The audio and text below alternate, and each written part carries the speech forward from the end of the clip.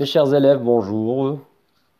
Donc j'espère que vous allez bien. J'espère que les leçons précédentes ont été bénéfiques. Aujourd'hui, donc, on va apprendre une nouvelle leçon de production écrite intitulée Écrire des conseils et des recommandations. C'est toujours dans le cadre de l'apprentissage à distance de l'unité didactique 5. Donc prenez vos manuels scolaires à la page 146 et suivez avec moi. Donc on commence par la première rubrique, j'observe et je découvre. Donc je lis le texte. Ne roule pas avec des objets qui peuvent te gêner ou te distraire. Place tes affaires sur le porte-bagages ou dans un sac à dos. Pour ta sécurité, ne les tiens pas à la main. Évite aussi les écouteurs car ils limitent la tension. Un petit support iconique pour mieux comprendre le texte. Question-réponse. De quelle phrase s'agit-il dans ce texte? Bien évidemment, dans ce texte, il s'agit des phrases impératives. Donc il s'agit des phrases impératives comme on a déjà vu dans la leçon de la grammaire. Deuxième question. À qui s'adresse-t-il? À qui s'adresse-t-il? Il s'adresse à un jeune cycliste. Très bien, la troisième question. Quel est le type de ce texte? Rappelons qu'on a déjà parlé des types de textes. On a parlé de texte narratif, de texte descriptif, argumentatif, explicatif, informatif, etc. Ici, le type de texte est injonctif. C'est quoi un texte injonctif? Écoutez-moi bien. Un texte injonctif est un texte qui sert à donner des conseils, des consignes, des ordres et des recommandations. On trouve ce genre de texte surtout dans les modes d'emploi, dans les recettes de cuisine et dans les consignes. On passe maintenant à la rubrique Je manipule et je réfléchis. Donc, je vais essayer de relever les verbes du texte. Dans le texte étudié, on va relever les verbes. Donc, on a roule, place, évite, tiens, ainsi de suite.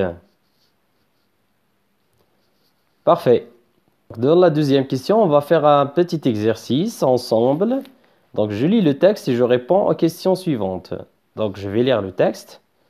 Conseils et recommandations pour les automobilistes. A. Respecter le code de la route et la signalisation. B. Garder la distance de sécurité pour pouvoir éviter une collision. C. Modérez votre allure à l'approche d'un cycliste ou en cas d'intempérie. D. Soyez prudent en cas de dépassement. E. Regardez latéralement et derrière vous avant d'ouvrir la portière. F. Ne stationnez pas sur les aménagements cyclables. G. Ne klaxonnez pas inutilement. H. Respectez strictement les limitations de vitesse. Donc, la première question, j'ai créé les phrases qui expriment un conseil. Donc, d'après le texte, ce sont les deux phrases. La phrase D, soyez prudent en cas de dépassement. Et la phrase E, regardez latéralement et derrière vous avant d'ouvrir la portière. Donc, ces deux phrases-là expriment un conseil. Maintenant, on passe à la deuxième question. Les phrases qui expriment une recommandation. Bien évidemment, donc, on a plusieurs phrases qui expriment la recommandation. La phrase A, respectez le code de la route et la signalisation. B, gardez les distances de sécurité pour pouvoir éviter une collision. C, modérez votre allure à l'approche d'un cycliste ou en cas d'intempérie. F, ne stationnez pas sur les aménagements cyclables. G, ne klaxonnez pas inutilement. H, respectez strictement les limitations de vitesse. Parfait. Donc, on passe à la rubrique « Je m'entraîne à écrire ». Voici un texte injonctif. Complète-le en utilisant les mots suivants. Donc, les mots suivants, ça veut dire dans la boîte à mots. Donc, je vais lire les mots dans la boîte à mots. Il faut toujours, ne pas courir, intérêt, recommander, respectant, tendez, circuler, conseiller. Je vais essayer de vous lire le texte. Usager de la route. Tout le code de la route, il est aux piétons d'être très vigilants. Ils ont à traverser sur les bandes blanches.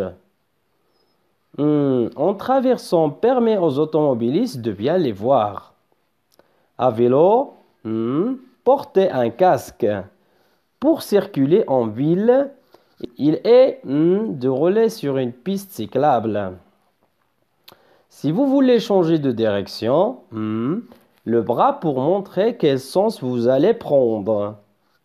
Pour votre sécurité, ne jamais entre les voitures. Donc prenez votre temps, pensez bien, réfléchissez bien et essayez de compléter ce texte en utilisant les mots de la boîte à mots. Un petit moment de réflexion et d'exécution. Très bien. On passe à la solution. Usager de la route. Donc le premier mot de la boîte à mots, c'est respectant. Respectons tous le code de la route. Deuxième mot, recommander. Il est recommandé aux piétons d'être très vigilants. Troisième mot, intérêt. Ils ont intérêt à traverser sur les bandes blanches. Quatrième mot, ne pas courir. Ne pas courir en traversant permet aux automobilistes de bien les voir. Cinquième mot, il faut toujours. À vélo, il faut toujours porter un casque pour circuler en ville. Sixième mot, conseiller. Il est conseillé de rouler sur une piste cyclable. Si vous voulez changer de direction, septième mot, tendez le bras pour montrer quel sens vous allez prendre. Pour votre sécurité, huitième mot, ne circulez jamais entre les voitures. Très bien, donc je relis le texte. Usagers de la route, respectons tous le code de la route. Il est recommandé aux piétons d'être très vigilants. Ils ont intérêt à traverser sur les bandes blanches. Ne pas courir en traversant permet aux automobilistes de bien les voir. À vélo, il faut toujours porter un casque. Pour circuler en ville, il est conseillé de rouler sur une piste cyclable. Si vous voulez changer de direction, tendez le bras pour montrer quel sens vous allez prendre. Pour votre sécurité, ne circulez jamais entre les voitures. Toujours dans la rubrique « Je m'entraîne à écrire », je vais essayer d'écrire mon premier G. Donc j'écris le titre du texte, des conseils aux usagers de la route, des recommandations aux usagers de la route. Donc, afin de mieux écrire mon texte, il faut que j'utilise des verbes à l'impératif ou à l'infinitif. Après l'écriture de mon premier G, je vais essayer d'écrire le deuxième G.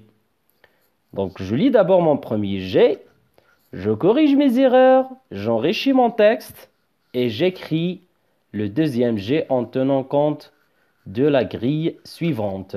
On a toujours dans cette grille-là les consignes oui ou non. Est-ce que j'ai respecté les consignes? Oui ou non.